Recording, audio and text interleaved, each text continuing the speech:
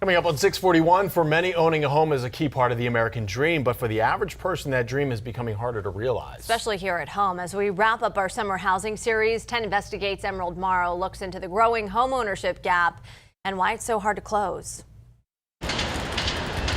For each new luxury skyscraper that goes up, there's growing fear among some that home prices and rent might never come down. We're talking $700,000, $1 million just to buy a basic home. And we don't make that kind of money. Meet Carla Correa of St. Pete. She's an advocate for affordable housing and knows firsthand the struggles of finding a decent place to live. I make $40,000 per year. I spend 50% of my income on rent. Skyrocketing prices are pushing renters to the fringes. And for younger generations, high costs are squeezing them out of the housing market altogether. I'm 24 years old.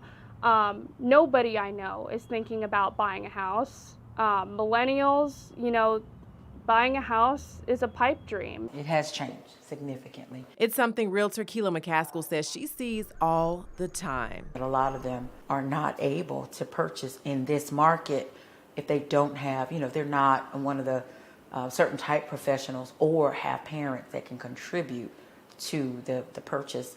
They're simply not able to buy them.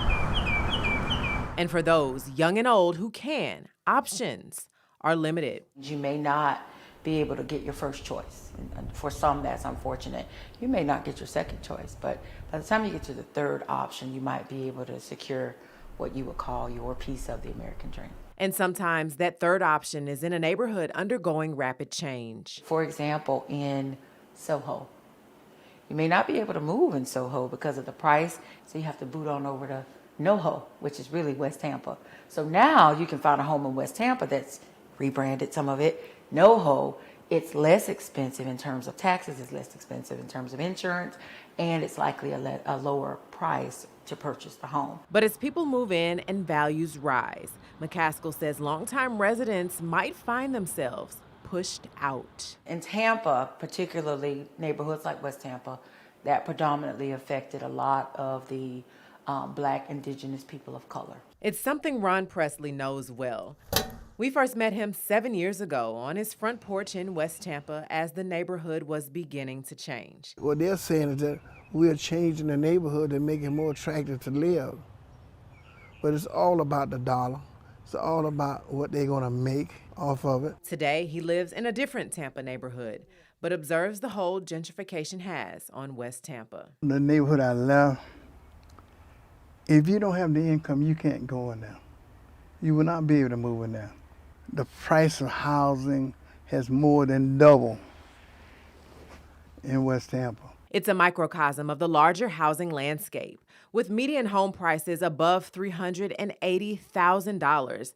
Data suggests in parts of the Tampa Bay area, you might need a down payment of more than $180,000 to keep mortgage payments from eating more than 30% of your income. It's hard for anybody to buy a home. But it's even harder for Black people because you got to look at the median income. High costs also play a role in widening the racial home ownership gap. According to the Tampa Bay Partnership, of all the counties in our area, Black households in Hillsborough County have the lowest rate of home ownership. The Urban Institute says economics do play a part, but says it's also rooted in structural racism.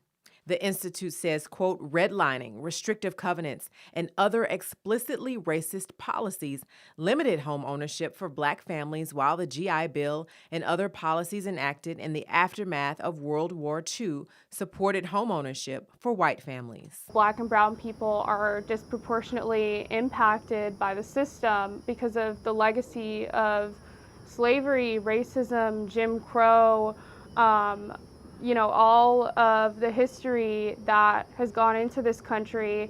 It still lingers today. Emerald Morrow, 10 Investigates.